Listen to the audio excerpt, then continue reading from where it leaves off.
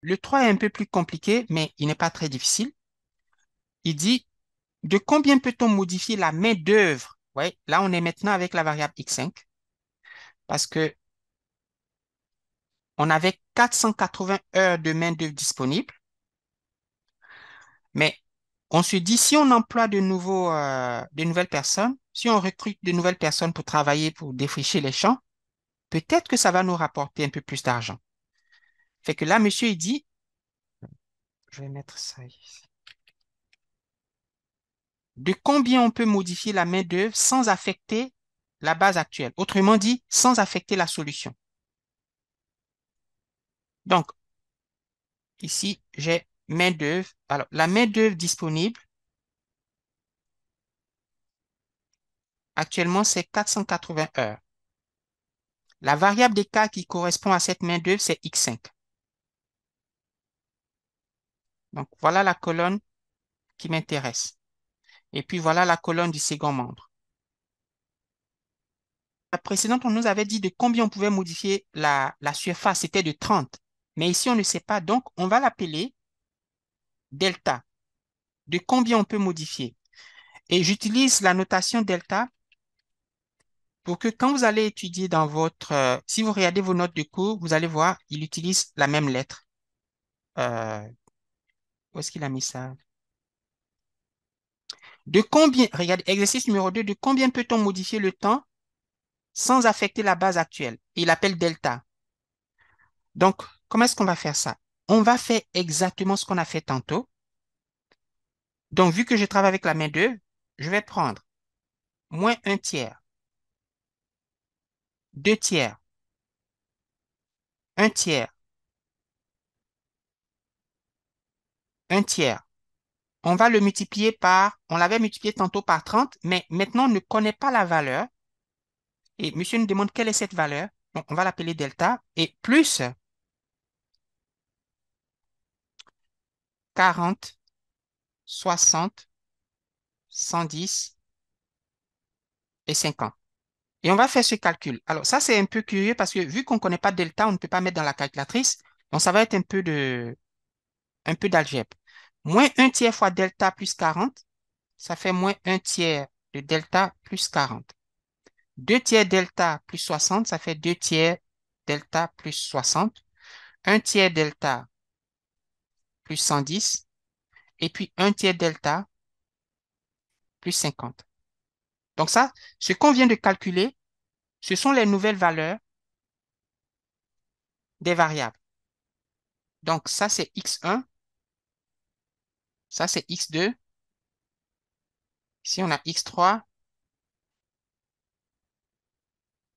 et lui, c'est x4. Vous voyez, c'est comme on avait fait ici, x1, oh pardon, x1, x4, x2, x6. Désolé, je me suis mélangé dans l'ordre. X1,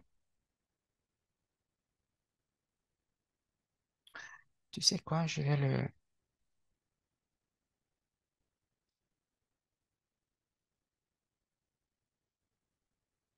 l'écrire comme ça. Donc, x1, x4, x2 et x6. Alors, on ne connaît pas les valeurs de x1, x4, x2, x6, mais vu que monsieur veut que la base actuelle ne change pas, c'est-à-dire on veut toujours rester avec la même solution optimale, à ton avis, Maud, qu'est-ce qui doit se passer pour que cette solution soit optimale? Euh, je, je sais pas, ben, premièrement, il faudrait savoir c'est quoi le delta ou essayer de l'enlever ou le résoudre, mais Il faut le résoudre, mais regarde, tu es d'accord que les x1, regarde les contraintes de non-négativité, tous les x doivent être positifs, n'est-ce pas? euh, Tous les, dans le problème du simplex, x1 et x2 doivent être non négatifs. ah oui, ok. Même, voilà, quand on écrit, toutes les variables doivent être non négatives. Donc, si toutes les variables doivent être non négatives, il faut que moins un tiers del- delta plus 40 doit être positif, ou bien zéro. X4 doit être aussi positif. Donc, 2 tiers de delta plus 60 doit être positif. Donc, je suis en train de satisfaire toutes les contraintes de non-négativité. Ok. et ça va nous donner quelque chose à résoudre. On a 4 inéquations, on va les résoudre, on va trouver delta et on aura répondu à la question du professeur. Et avant de le faire, je vous montre. Tu vois, est-ce que tu vois l'écran en mode? Oui. Il va le résoudre pour chacun et puis à la fin, il va trouver le delta et il va dire c'est la réponse à la question. Donc, euh, essayons de résoudre la première. Moins un tiers de delta plus 40 supérieur ou égal à zéro. Euh, qu'est-ce que je dois faire à cette... Comment est-ce qu'on fait pour résoudre cette équation? Véronique, est-ce que tu te souviens? Ou Maude, si Véronique ne peut pas parler. Ça, c'est la première. Il faut pas ajouter une variable? Non? Tu veux isoler le delta. Qu'est-ce que tu fais? Ah, ok, oui, Tu passes excuse-moi, c'est l'autre quoi? côté? Ouais. C'est bien. Donc, je vais faire passer le moins 40 l'autre bord. Et puis, ensuite, qu'est-ce que je vais faire? Diviser Divisé moins par 40, 40. divisé par 40. Non, diviser par moins un tiers. Ah non, moins un tiers, oui, c'est ça. Voilà, à cause que Pour c'est lui que... isoler oui. Très bien. Donc, je divise par moins un tiers des deux bords. Maintenant, l'affaire avec les inégalités, quand tu divises par un nombre négatif, il faut que tu changes le sens Ah, parce qu'il est négatif. Donc, si je divise par un nombre positif, il ne change pas. Donc, par exemple, si j'ai 3 delta supérieur ou égal à 10 et je divise par 3, alors j'ai delta supérieur ou égal à 10 tiers. Il ne change pas. Par contre, si je dis moins 5 delta supérieur ou égal à 20, si je divise par moins 5, il change à cause que j'ai divisé par un négatif. Donc, ça, ne l'oubliez pas à l'examen. Donc, ici, j'ai changé le sens à cause que moins un tiers, il est négatif. Et puis, avec la machine, moins 40 divisé par moins un tiers, ça fait combien? 120. Très bien, ça fait 120. J'ai trouvé la première pour la première. Je vais faire la même chose pour le 2. Alors, 2 tiers delta plus 60 supérieur ou égal à zéro.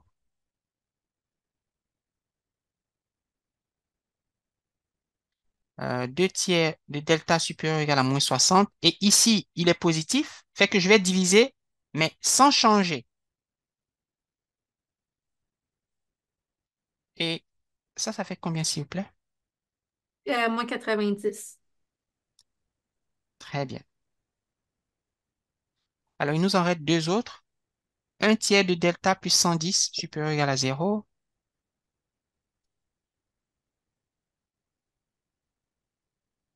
Un tiers de delta supérieur ou égal à moins 110. Delta supérieur ou égal à moins 110 sur un tiers. Fait que lui, il est supérieur ou égal à combien? Fait que ça serait moins 110 divisé par 1 divisé par 3. Moins 330. Moins 330. Et finalement, la dernière inéquation, un tiers de delta plus 50 supérieur ou égal à zéro. Ça sera pas long. Plus 50. Delta supérieur ou égal à moins 50 sur un tiers. Fait que ce serait moins 50 divisé par un tiers. Moins 150. Moins 150. Alors, voilà ce qu'on va faire. On va, on va placer sur un axe toutes les valeurs.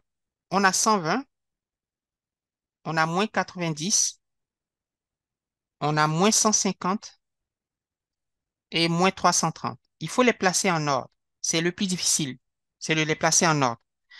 Et puis, on va prendre l'intervalle de moins 90 à 120.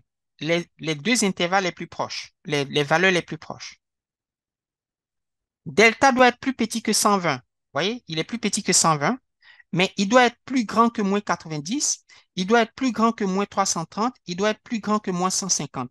Alors, vu que plus grand que moins 330, ça va faire tout ça, moins 150, ça va faire tout ça, moins 90, c'est le plus petit, c'est lui qu'on va prendre. et puis lui, il est inférieur à 120, fait que la réponse, c'est delta doit être entre moins 90 et 120. Dans le cours, monsieur a trouvé delta doit être entre moins 57 600 et 86 400, mais ça, c'était pour l'exercice du cours. Parce qu'il avait, je pense, il avait des chiffres un peu très gros, mais il a fait exactement ce qu'on a fait. Et puis, il avait plusieurs valeurs. Il n'a pas fait le dessin que j'ai fait, mais je pense qu'il a dû expliquer ça en classe. Et voilà. Donc, regardez la question. De combien peut-on modifier la main-d'œuvre sans affecter? Donc, on va dire, on peut diminuer la main-d'œuvre de 90 heures ou on peut l'augmenter de 120 heures au maximum sans affecter la solution optimale. Donc, je reprends. Quand on écrit que delta est compris entre moins 90 et 120, souvenez-vous que le delta, c'est de combien on peut augmenter ou diminuer la main-d'œuvre. Vu que c'est négatif, on diminue. Vu que c'est positif ici, on peut augmenter. Donc, si j'augmente la main-d'œuvre de 120 heures, je suis correct. Si je diminue de 90 heures, je suis correct. Si je fais n'importe quoi entre moins 90 et 120, je suis correct. Ça, c'est une question d'examen. Est-ce que ça... Est-ce que tu peux juste répéter pourquoi 90 puis 120 sur ta ligne? Oui. Donc, tu as delta, tu as delta qui est plus grand que moins 90, delta qui est plus grand que moins 330, delta qui est plus grand que moins 150. Tu vois Mhm. que lui, là, il domine ces gens-là. OK, il domine les négatifs. C'est ça, il domine tous les négatifs. C'est ça. Parfait. Fait que mettons qu'on avait eu dans le positif, mettons 140, ça aurait été 140. Ah, bonne question. So, je vais le mettre ici. Supposons qu'on ait ceci. On a, disons, delta supérieur ou égal à moins 10, supérieur ou égal à moins 15, moins 38. Et puis dans les positifs, on a supérieur ou égal à 8, supérieur ou égal à 17, 87. OK. Si je fais le dessin, j'aurai moins 38, moins 15, moins 10 et 8, 17, 87. Pour répondre à ta question, je prends les plus proches. Je prends le plus grand négatif et puis je prends le plus petit positif. OK. Pour les positifs, c'est inférieur ou égal, hein. Je pense qu'on a... Est-ce que c'était inférieur? Voilà, delta inférieur parce qu'il va à gauche. Et je veux que tu vois pourquoi ça fait du sens, Maud.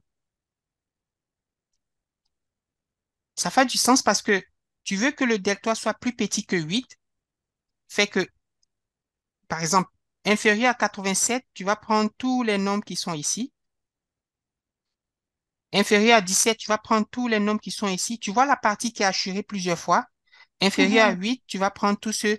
Donc, le inférieur à 8, c'est comme il est l'intersection de toutes ces contraintes.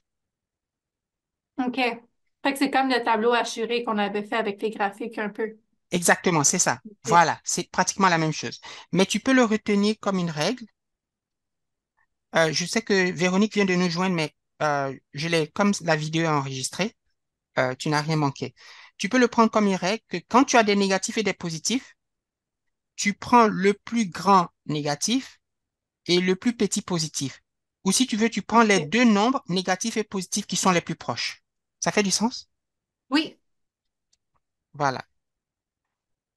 Euh, je ne sais pas s'il y a autre question à poser par rapport à ceci. Véronique, est-ce que tu as une question, quelque chose qui n'était pas clair, que je l'explique à nouveau? Non, à date, ça va. Euh, il y a une question qui n'a pas posée dans la, le, Dans le problème obligatoire, mais qui se trouve dans son cours, je ne sais pas si ça vaut la peine qu'on le regarde, je peux peut-être vous donner une idée. C'est que se passe-t-il si on change le profit euh, d'un hectare de blé et puis d'un hectare de banane? Autrement dit, X1 et X2, ce sont les quantités qu'on doit euh, allouer aux surfaces. Et on sait qu'on gagne 100 dollars pour X1 et 200 dollars pour X2. Oui, mais si on change les profits, par exemple, supposons au lieu de 200 dollars, supposons qu'on change à 300 dollars. Et donc, dans le cours, il a dit de combien peut-on augmenter le profit de la variable X2 sans changer la solution, sans changer le plan de production. Donc, je vais ajouter cette question, mais elle ne fait pas partie du problème obligatoire. C'est parce que je l'ai vu dans le cours. Donc, c'est de combien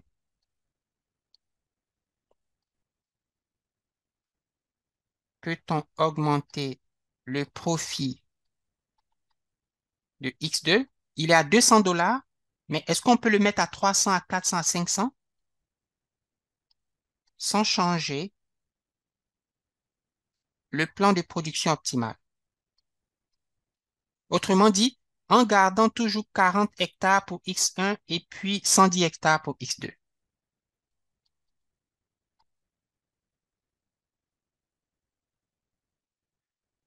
Question potentielle d'examen. Alors, pour résoudre cette question, ça aussi, c'est pas difficile. Voilà ce qu'on fait. Ici, X1, le profit, c'est 100. On va écrire 100. Pour X2, c'est 200. Mais vu qu'on veut l'augmenter de quelque chose, on va l'appeler delta, l'augmentation. Donc, au lieu de 200, ça va être 200 plus delta. X3, X4, X5, X6, ce sont des variables d'écart, donc c'est des zéros. Et je vais faire la même chose ici. X1, c'est 100. X4, c'est 0. X2, c'est 200 plus delta. Et puis X6, c'est 0. Et on va recalculer,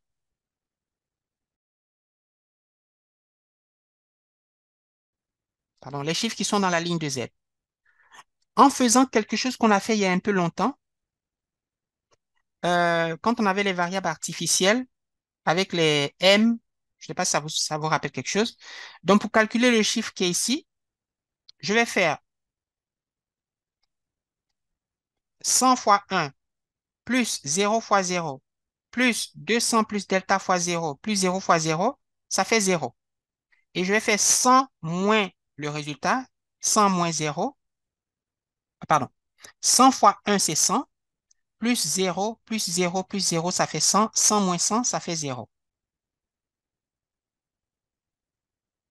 Je multiplie 100 par 1, ça fait 100, plus 0 fois 0, plus 200 plus delta fois 0, c'est 0, plus 0 fois 0.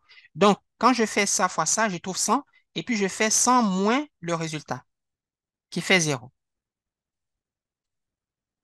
Et je vais faire la même chose pour ici. 100 fois 0, c'est 0, plus 0, 200 plus delta fois 1, ça fait 200 plus delta, et 0 fois 0, c'est 0. Donc là, j'ai 200 plus delta moins 200 plus delta, ça fait 0. Et je peux vous assurer que si vous faites le calcul, lui, ça va être 0, lui, ça va être 0. Les seules affaires qui vont pas être 0, c'est ici et puis ici. Donc, il faut qu'on fasse les calculs. Donc, je vais faire 100 fois 4 tiers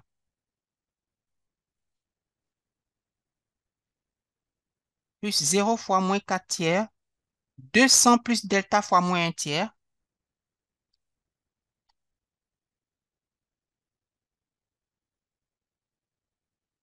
et 0 fois moins 4 tiers, c'est 0. Donc, le chiffre qui est en dessous de x3, c'est cette valeur. Je voudrais que ce chiffre soit négatif. Pourquoi?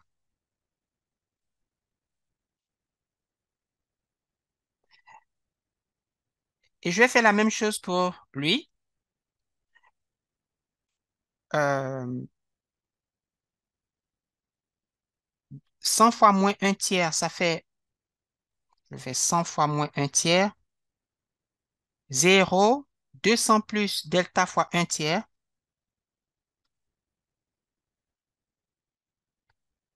et puis 0 fois un tiers, c'est 0. Et je voudrais que ça soit négatif. Attends, est-ce que j'ai fait 0 moins? C'est 0 moins tout ça, et puis 0 moins tout ça. Parce que je fais le chiffre moins le résultat, et puis le chiffre moins le résultat. Donc, avant de regarder pourquoi c'est négatif, est-ce que vous comprenez ce que je viens de faire? Moi, pas vraiment. Non? Non. Est-ce que tu vois comment j'ai fait pour trouver ici 0? Le premier? Euh, non. Non? OK.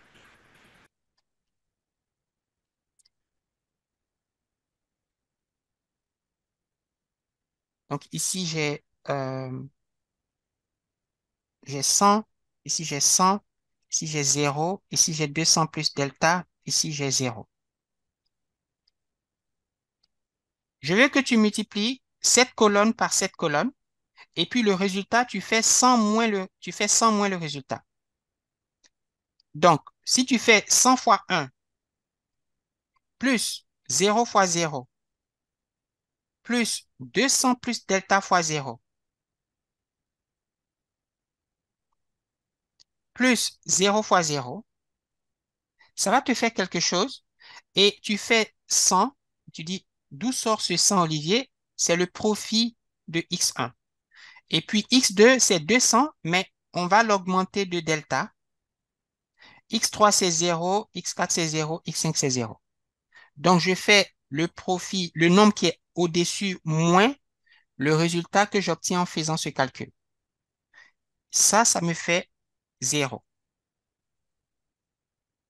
OK. Je vais faire la même chose pour la deuxième colonne. Alors, Véronique, est-ce que tu peux me guider pour le calcul de la deuxième colonne?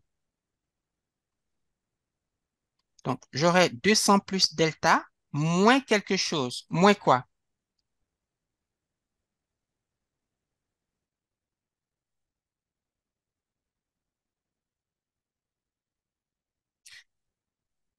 Je vais multiplier 100 par 0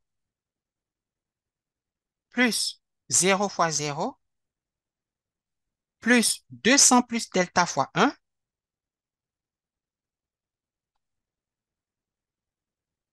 plus 0 fois 0. Ça va me faire 0.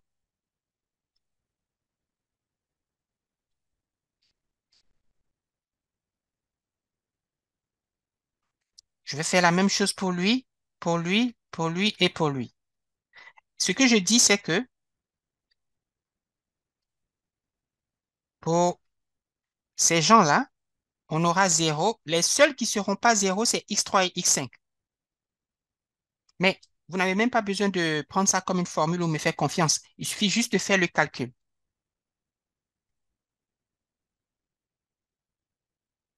Donc maintenant, je vais faire pour x3. Et voilà ce que je trouve pour x3. Alors, essayons de le faire. Est-ce que tu veux l'essayer, Véronique? Le calcul pour x3.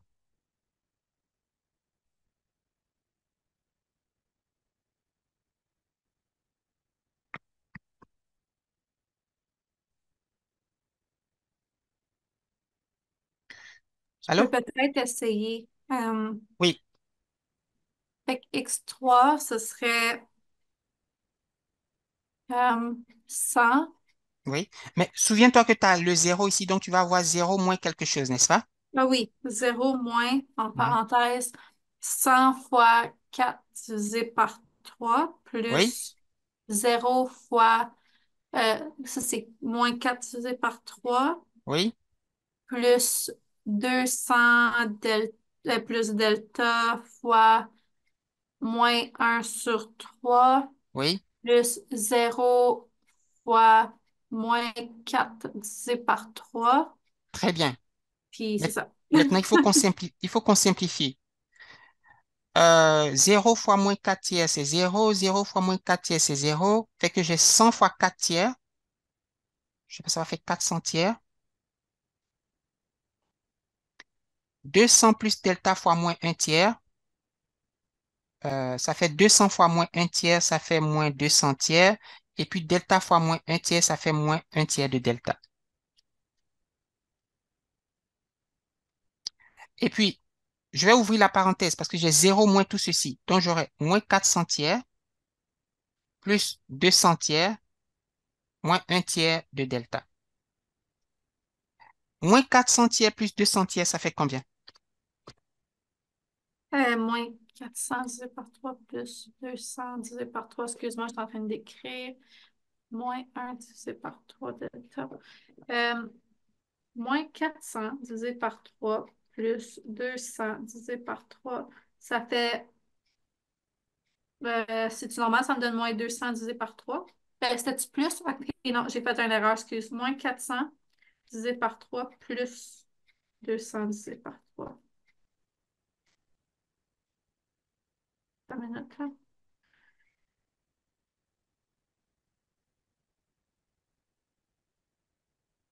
Oui, c'est ça. Ça me donne moins 200 divisé par 3. Donc, c'est moins 200 divisé par 3 moins un tiers de delta. Mhm. Mais est-ce que ça fait du sens? Est-ce que vous voyez comment est-ce qu'on a fait ce calcul? On a fait moins 400 plus 200 qui donne moins 200 sur 3. Oui, Après ça, on a juste vu que 1 sur 3 delta, on ne peut pas comme le calculer avec notre moins 400 tiers plus 200 tiers, ben on le laisse comme ça. on le laisse comme ça. Et Mhm. qu'est-ce qu'on va faire? Souvenez-vous que si c'est optimal, lui, il doit être positif ou négatif. OK. Est-ce qu'il doit être positif ou négatif? Euh, Positif. Non, négatif. Tous les Parce que nombres, c'est négatif, fait que Ah, vu qu'on va le oui, ah oui, c'est vrai. pour diviser, que ce on soit le... optimal, il faut que tout le monde soit négatif. Fait que là, on a 0, 0, 0, 0. On a des négatifs. Donc, il faut que lui soit négatif. Et tu vois, Maud, ça va te faire encore exactement ce qu'on avait fait tantôt, où on va résoudre une équation. OK. On doit le faire pour x5. Euh, malheureusement, il y a l'autre groupe qui sont en train de m'envoyer un message. Je pense que je leur avais dit que je ferais 1 heure avec vous. Donc, on doit faire pour x5 et puis on va résoudre pour delta et puis ça va nous donner exactement quelque chose comme ceci et puis on aura la réponse. Mais ça fait pas partie du problème obligatoire, mais j'ai vu ça dans ces notes de cours. Je me suis dit, bon, c'est bon quand même que vous le sachiez et puis peut-être qu'on peut passer un peu plus de temps la prochaine fois là-dessus.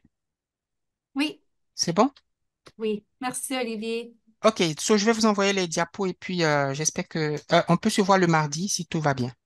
Oui, Allez, bon dimanche et à bientôt.